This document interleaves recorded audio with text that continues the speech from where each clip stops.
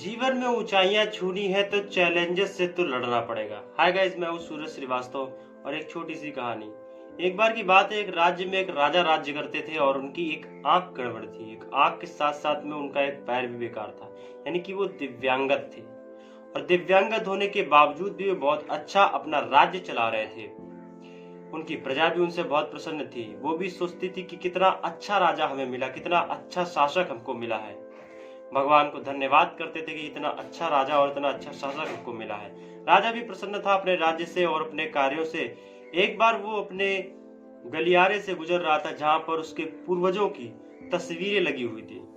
तो वो देखता हुआ निकल रहा था, मेरे दादाजी कितने महान थे, कितने अच्छे राजा थे, मेरे पिताजी कितने महान और अच्छे राजा थे। और जैसे ही वो खाली स्थान को देखता है जहां पर उसकी तस्वीर लगनी थी, वो थोड़ा सा उदास हो जाता है।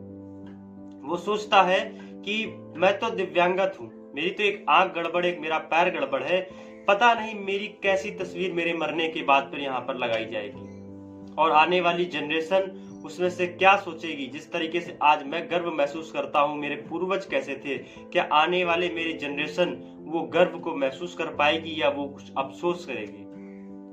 यही सब सोच करके राजा बड़ा चिंतित हुआ और अगली ही सुबह उसने एक विचार किया।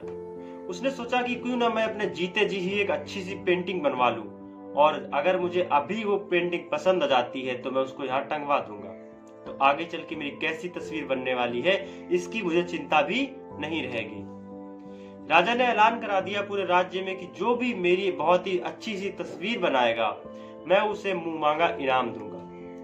बहुत सारे जो पेंटर्स थे उन्होंने सोचा कि हम पेंटिंग तो बना देंगे, लेकिन राजा दिव्यांगत है, यदि गुस्सा हो गया, यदि क्रोधित हो गया तो राजा हमें दंड भी दे सकता है।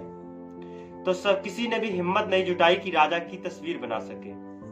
एक लड़का था छोटा सा, उसने हिम्मत जताई और बोला कि महाराज मुझे 24 घंटे का समय दीजिए, मैं आपकी बहुत ही सुंदर सी तस्वीर बनाकर आपको दूंगा। बाकी सभी चित्रकार जितने थे सारे के सारे हैरान हो गए देख करके कि ये छोटा सा बालक इतना रिस्क लेने को तैयार है, कहीं अगर गड़बड़ हो गया तो राजा तो इसको मृत्यु दंड दे देंगे। सबने सोचा देखते हैं 24 घंटे के अंदर ये क्या करके लाता है। 24 घंटे बीते। 24 घंटे के बाद में जब वो बालक दरबार में आया और उसने सबको अपनी तस्वीर दिखाई तो सारे दरबारी बहुत ज्यादा खुश हुए। राजा ने देखा, राजा भी बहुत ज्यादा खुश हुआ और राजा ने उसे मुंह मांगा इनाम मांगने को कहा। अब आप सब सोच रहे हो कि ऐसी क्या तस्वीर उसने बनाई थी कि दिव्यांगत राजा इतना ज्यादा प्रसन्न हो गया।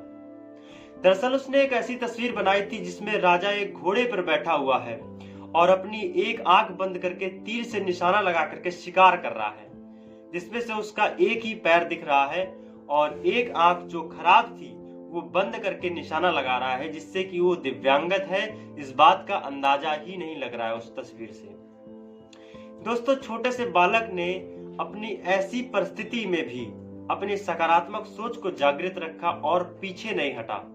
इसी तरीके से जिंदगी में हमारे भी कभी कभी ऐसी समस्याएं, ऐसी प्रॉब्लम्स खड़ी हो जाती हैं कि ऐसी सिचुएशन में हम फंस जाते हैं जब हमें लगता है कि सारे के सारे रास्ते बंद हो चुके हैं। लेकिन हमें अपने दिमाग पर जोर डालना चाहिए, शांत मन से सोचना चाहिए, कहीं ना कहीं एक सकारात्मक रास्ता आपके लिए जरूर खुला होता है।